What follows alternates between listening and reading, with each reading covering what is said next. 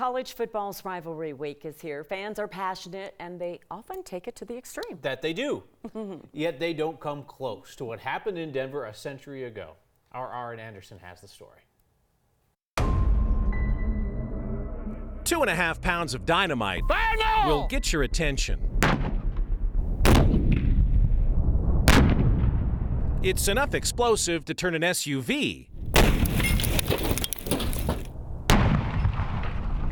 into a convertible.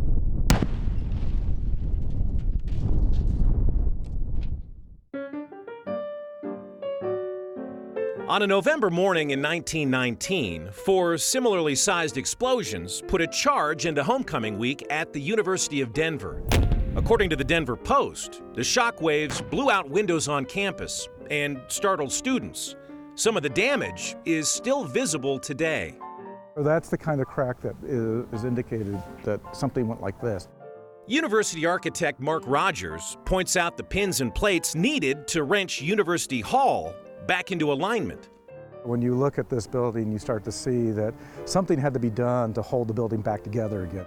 The history we have indicates that they put dynamite inside the building and lit it off. Today, that would be considered an act of terrorism. Back then, it was just a prank, allegedly pulled off by DU's main football rival, Colorado School of Mines. Even our own yearbook indicates that from 1919 that the students are talking about how the mines came over and dynamited the campus. And here it is, the Kainuas book of 1921. After our friends from Golden lost their heads and sense of propriety and attempted to wreck our buildings by promiscuous exploding of dynamite.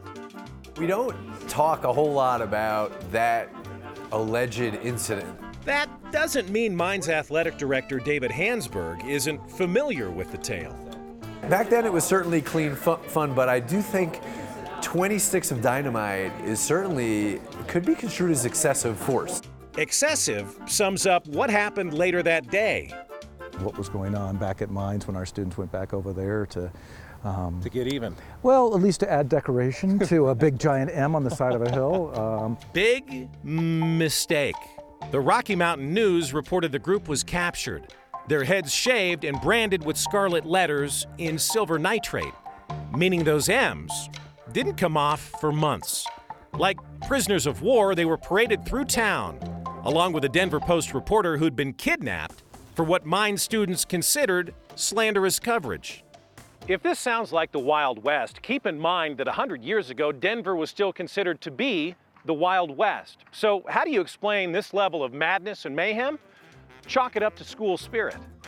Our university and Mines were obviously very competitive in football, and that rivalry got to a stage that most of us would never imagine. The Post reported the 2 student bodies agreed to a ceasefire, allowing for football. But the score wasn't settled on the field, as chronicled in the Kainuas book.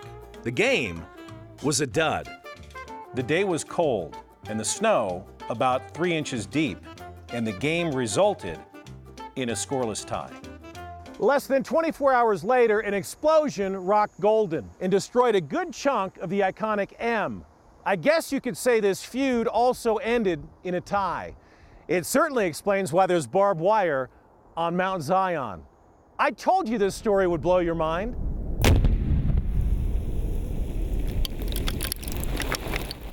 Our thanks to the Denver Police Bomb Squad for an eye-opening demonstration. It took the threat of military action from the governor for the 2 schools to finally cool it. Nobody was ever charged for those pranks, but with a wink, a school official from Mines told me theirs is the only NCAA logo that includes a stick of dynamite.